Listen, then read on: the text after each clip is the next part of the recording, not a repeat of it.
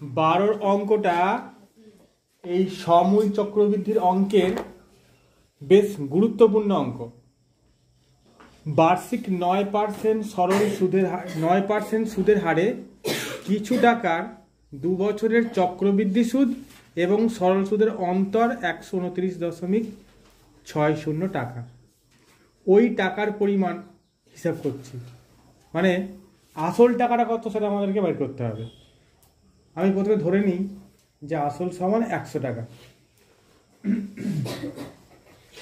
ধরি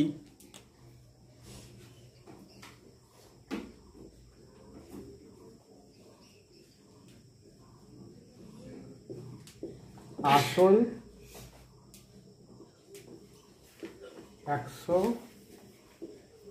টাকা, ধরি আসল 100 টাকা। তাহলে কত পার্সেন্ট সুদের হার? 9%। তাহলে 9% সুদের হারে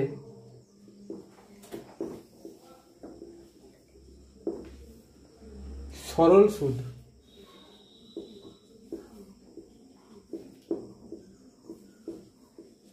কত হবে? 9/100 গুণিতক আসল, আসলটা 100 গুণিতক 2 বছরের কথা বলা হয়েছে, 2 বছরের সরল সুদ।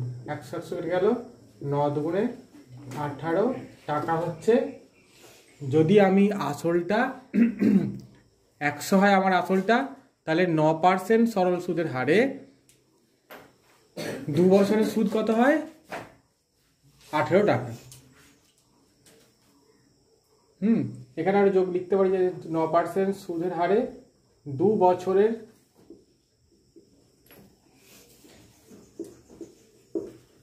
সরল সুদ 9/100 ইন্টু 100 ইন্টু 2 বছর। এবার চক্রবৃদ্ধি সুদটা কত হবে? চক্রবৃদ্ধি সুদ, সমূল চক্রবৃদ্ধি সুদের সেই সূত্র, সমূল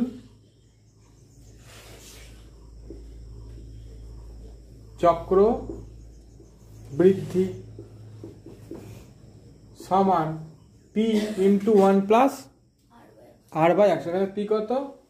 100, 1 প্লাস আর কত? 9/100। ক বছরের? 2 বছর, মানে 2 হলো এর জায়গায়।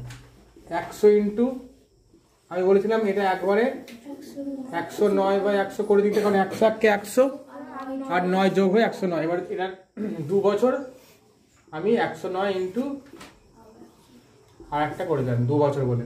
এটার মাথায় হোল স্কয়ার না দিয়ে একবারে দুবার লিখলাম। এবার এই 100 0 এই 100 কেটে গেল। 109কে 109 দিয়ে গুণ করে আমরা কি রেজাল্ট পেয়েছিলাম? গুণ করলে কত হয়?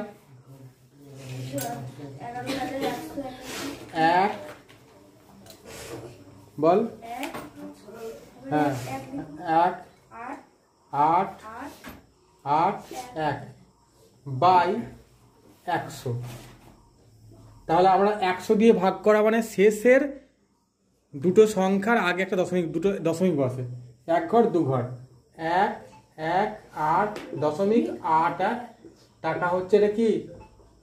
এবার এই প্রসঙ্গে একটা কথা, সরল সুদের বেলায় যেমন এক চান্সে কি চলে এলো? সুদটা চলে এলো, কিন্তু চক্রবৃদ্ধি সুদেতে প্রথমে আসছে সুদে মূলে আসছে। কিসে আসছে? সুদে মূলে। এই যে টাকাটা আসছে সুদে, টাকাটা হচ্ছে কি সুদে মূলে। এর থেকে আমি যদি, তাহলে চক্রবৃদ্ধির সুদ কত হচ্ছে? অতএব চক্রবৃদ্ধির সুদ 118.81 বিয়োগ 100 সমান 18.81 টাকা। এটা হচ্ছে চক্রবৃদ্ধির কি? সুদ। চক্রবৃদ্ধির সুদ। তাহলে চক্রবৃদ্ধির সুদ হলো 18.81 টাকা, আর সরল সুদ কত হলো? 18 টাকা। তাহলে এই দুটো সুদের মধ্যে অন্তর।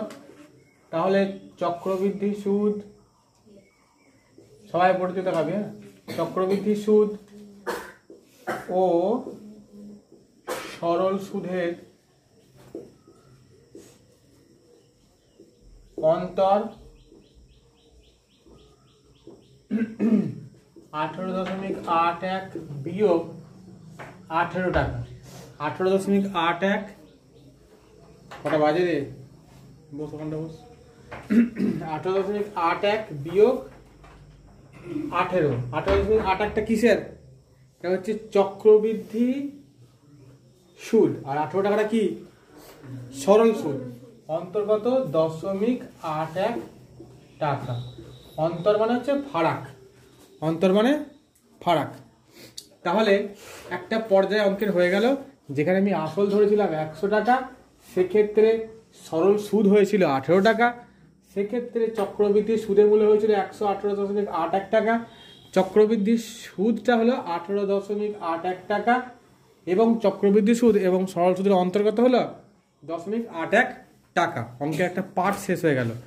এইবার আমি ওখানে দেখবো অঙ্কটাতে বলছে ওখানে অন্তর্গত দিয়েছে 129.60 টাকা, আর এখানে কত অন্তর বলেছে? 0.81 টাকা। তাহলে আমি এবার অঙ্কটাকে একটু পাশে এই ফাঁকাটাতে করছি, নিচেতে করবি, হ্যাঁ বোর্ডে আমি পাশে রাখছি, যেন পাশেই আবার করতে যাস না। তাহলে এখানে লিখবো 129.60 টাকা, আচ্ছা 0.81 টাকা অন্তর হলে আসল কত? 100 টাকা। 100 টাকা। 1 টাকা অন্তর হলে আসল কত? 100/0.81 টাকা। মানে যখন অন্তরটা 0.81 টাকা তখন আসল কিন্তু 100 টাকা। এবার অন্তরটা যখন 129 কত 60 টাকা, তো সেক্ষেত্রে আসলটা কত হবে? 100.81 গুণিতক 129.60। দশমিক তুলে দিলাম, আর দুঘর এখানে দশমিক তুলে দিলাম, দুঘর দশমিক তুলে দিয়ে এরও দুঘর দশমিক তুলে দিলাম, এর দুঘর দশমিকটা পর তুলে দিলাম, এরও দুঘর পর দশমিকটা তুলে দিলাম, এরও দুঘর পর দশমিকটা কি করলাম? তুলে দিলাম। মিটে গেল ব্যাপারটা। এইবার 1, 2, 9, 60 সাথে 81 কাটাকাটি করতে হবে, দেখা যাক কত হয়। আমি যদি একে 3 দিয়ে কাটি, 3 7 81, একে 3 দিয়ে কাটলে 3 4 12, 3 3 9, 3 2 6, আর একটা শূন্য থাকে। আচ্ছা আবার 3 দিয়ে যাবে, 3 আছে 3 থাকে 1, 3 4 12 থাকে 1, 3 4 12 শূন্য, একে 3 দিকে কত হয়? 3 9 27। এবার একটা আমরা পেয়ে যাচ্ছি 9 ষোলম 144, 9 ষোলম আর এই শূন্যটা 9 ষোলম 144। তাহলে এখানে 1 6 একটা শূন্য ছিল, আর এই দুটো শূন্য কি হলো? এসে গেল। তাহলে এত টাকা হচ্ছে কি আসল। অঙ্কটার যে চেয়েছে, অঙ্কটা কি চেয়েছে? অঙ্কটা চেয়েছে যে ওই টাকার পরিমাণ কত। অতএব আমি একটু লিখি আসল টাকার পরিমাণ। আসল টাকার পরিমাণ কত? 16,000 টাকা। ঠিক আছে, শরীর খারাপ অবস্থাতে হাত লেখাটা খারাপ হচ্ছে। ঠিক আছে, বোঝা গেছে? ওটা বোঝা গেছে? খুব গুরুত্বপূর্ণ একটা অঙ্ক, মাধ্যমিকে বেশ কয়েকবার এসেছে।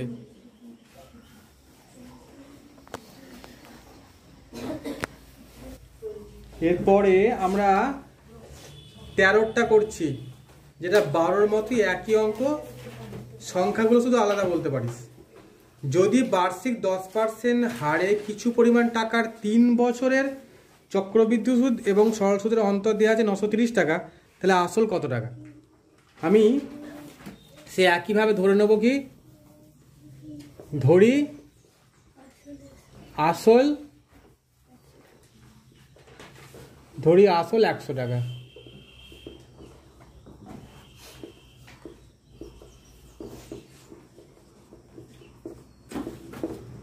তাহলে যদি আসল 100 টাকা হয় তাহলে সরল সুদ কত টাকা?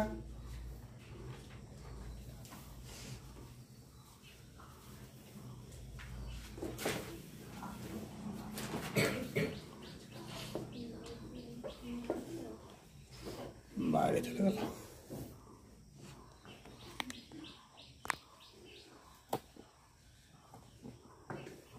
সব কাজগুলো ম্যানেজার করবে, এসে ক্যামেরা ট্যামেরা ঠিক করে দেবে।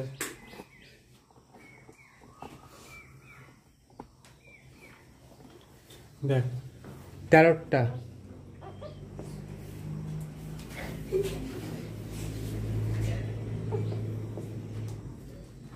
হচ্ছে ধরি আসল 100 টাকা। এই অঙ্কগুলোকে এক্সট্রা করা যায়। ধরি আসল হচ্ছে 100 টাকা,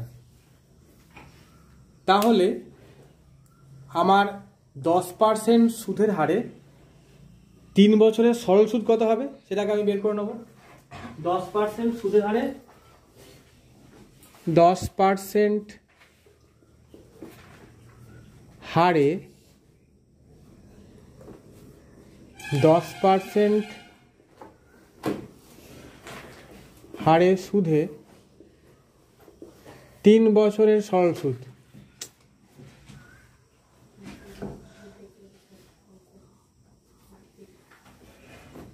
তিন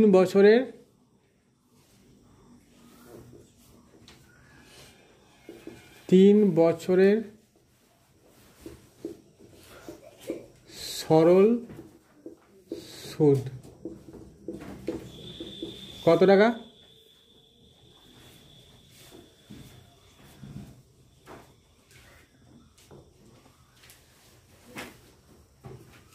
সুদের হার 10% বাই 100 ইন্টু আসল টাকাটা হচ্ছে 100 টাকা ইন্টু বছর 3 বছর।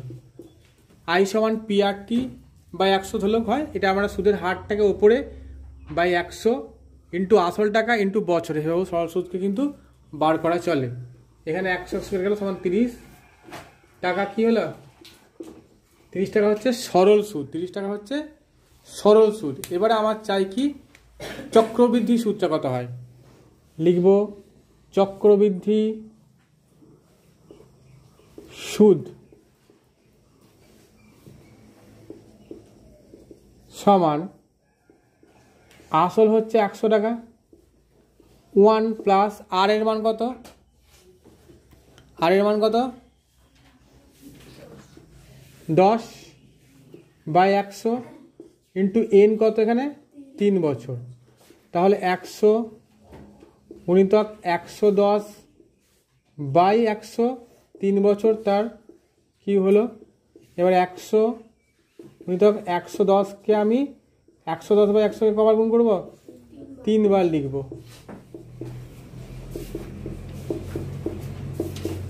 ঠিক আছে, এবারে এই 100 গেল কেটে, এই 0 এই 0 এই 0 এই 0 এই 0 এই 0 পড়ে থাকলো নিচে 10, ওপরে 11 11 আর 11, 3টে 11কে আমরা গুণ করব।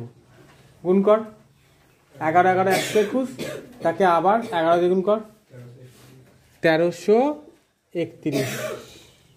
3 1 3 3 1, 10 দিয়ে ভাগ করলে কত হয়?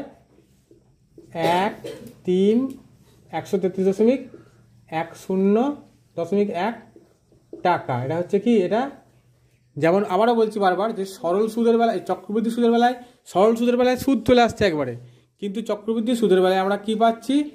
চক্রবৃদ্ধি বেলায় সমূল চক্রবৃদ্ধি পাচ্ছি, সমূল চক্রবৃদ্ধিটা পাচ্ছি একবারে।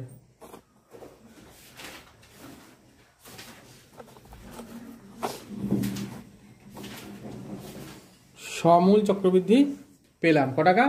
না 133.1 টাকা। এবার অতএব চক্রবৃদ্ধির সুদ কত? অতএব চক্রবৃদ্ধির সুদ কত? চক্রবৃদ্ধির সুদ সমান 133.1 বিয়োগ 100। বোঝা যাচ্ছে আমরা সমান কি হচ্ছে 33.1 টাকা হলো কি হলো চক্রবৃদ্ধি সুদ। সেক্ষেত্রে অন্তর কত হবে? অতএব অন্তর মানে চক্রবৃদ্ধি সুদ লিখেই দিই যে অতএব চক্রবৃদ্ধি সুদ আর ও সরল সুদের অন্তর, সরল সুদের অন্তর মানে ফারাক, অন্তর কত 33.1 বিয়োগ, এটা হচ্ছে চক্রবৃদ্ধি সুদ 33.1, আর এটা কি সুদ? এটা কি সুদ? এটা সরল সুদ, সমান 3.1 টাকা। তা কি পেলাম? চক্রবৃদ্ধি সুদ এবং সরল সুদের অন্তর পেলাম। এবার আমরা এই ফাঁকা জায়গাটা বোর্ডের আগের মতোই কোনটা করব, বাকি অংশটা, অর্থাৎ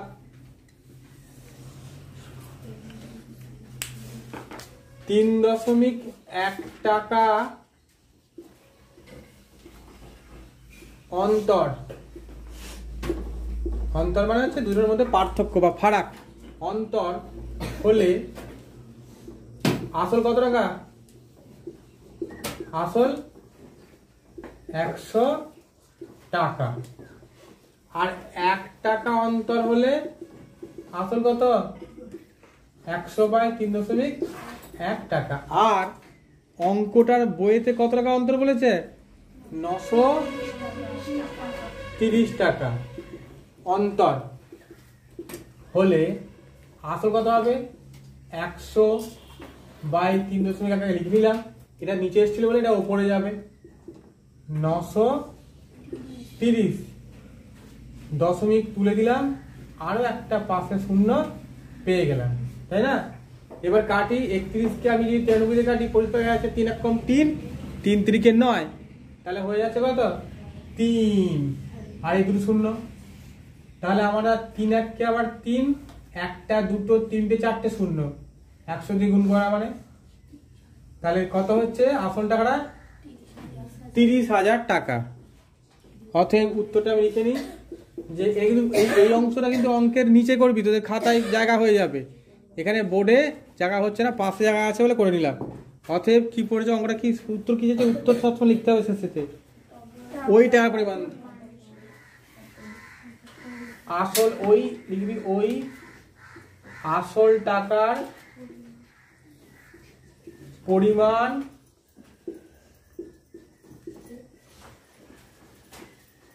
পরিমাণ 30,000 টাকা।